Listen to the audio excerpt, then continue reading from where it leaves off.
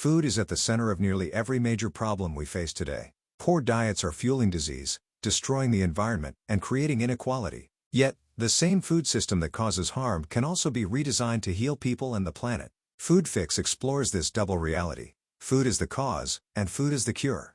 Modern diets have shifted dramatically over the past few decades. Instead of fresh, whole foods, many of us rely on ultra-processed products filled with sugar, salt, and artificial additives. These products are cheap and convenient, but their hidden cost is enormous. They are the leading driver of heart disease, diabetes, and cancer, killing millions each year. Beyond the toll on individuals, this health crisis drains trillions of dollars from the global economy, money that could instead be spent on education, infrastructure, and renewable energy.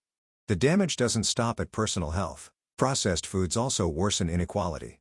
Children who grow up on nutrient-poor diets often suffer stunted physical and mental development, limiting their future opportunities. Families trapped in cycles of poor nutrition are more likely to struggle with poverty, unemployment, and crime. Meanwhile, large corporations, sometimes called Big Food, profit enormously from pushing harmful products into markets around the world, displacing traditional diets and farming practices.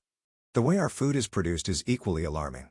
Industrial farming is the biggest contributor to climate change, even surpassing fossil fuel companies when it comes to greenhouse gases. Massive fields are cleared for monoculture crops like soy and corn. Pesticides and fertilizers poison the soil, water, and air, while also driving species like honeybees and butterflies toward extinction. Fertilizer runoff creates dead zones in oceans where no marine life can survive. If current methods continue, we may have only 60 harvests left before soil becomes too degraded to support crops.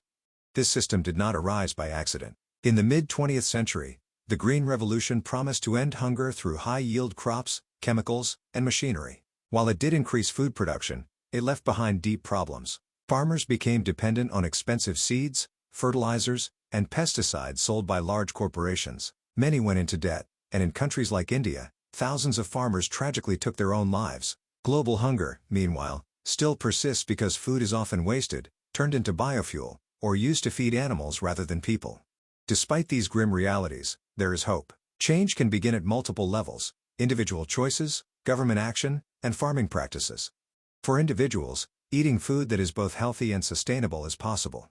The general rule is simple: more vegetables and whole foods, less processed junk. Fruits, grains, legumes, and organic produce nourish the body while protecting the environment. When it comes to meat, moderation is key. Meat raised through regenerative practices, where grazing animals enrich the soil, can actually help the planet if consumed responsibly. Fish choices matter too. Small species like anchovies or sustainably caught salmon are far better than overfished, mercury-heavy tuna or swordfish. Dairy should be limited, but if consumed, it should come from grass-fed, organic sources, ideally goats or sheep rather than cattle.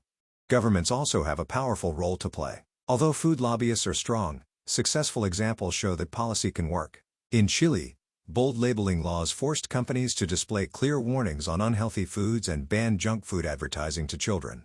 As a result, families changed their buying habits, and children themselves urged parents to avoid harmful products. In the United States, soda taxes in cities like Philadelphia not only reduced sugary drink consumption but also funded schools and parks, proving that the right policies can create a positive cycle of change.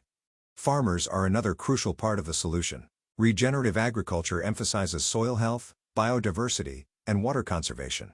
Instead of plowing fields, no-till farming protects delicate soil ecosystems. Crop rotation prevents pests and keeps land fertile. Grazing animals can restore soil naturally, just as bison once did across North America. Some farmers practice dryland farming, planting directly into crop stubble to retain moisture and reduce irrigation.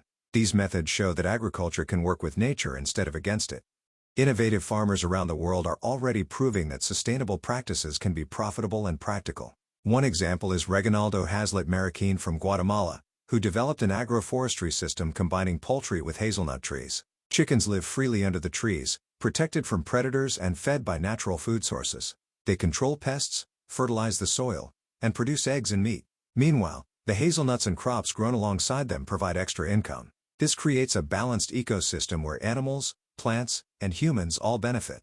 These models show a new philosophy of farming, one that values ecological, social, and economic health equally. Profit alone is not enough. Farms must support the planet and communities as well. By adopting this mindset, agriculture can become a force for renewal instead of destruction. Ultimately, Fixing food is not just about what we eat but about reshaping an entire system. It requires consumers making conscious choices, governments standing up to corporate power, and farmers embracing sustainable practices. It also requires recognizing that health, climate, inequality, and economy are all tied together through food. The path forward will not be easy. Corporations will resist, habits are hard to break, and the climate clock is ticking.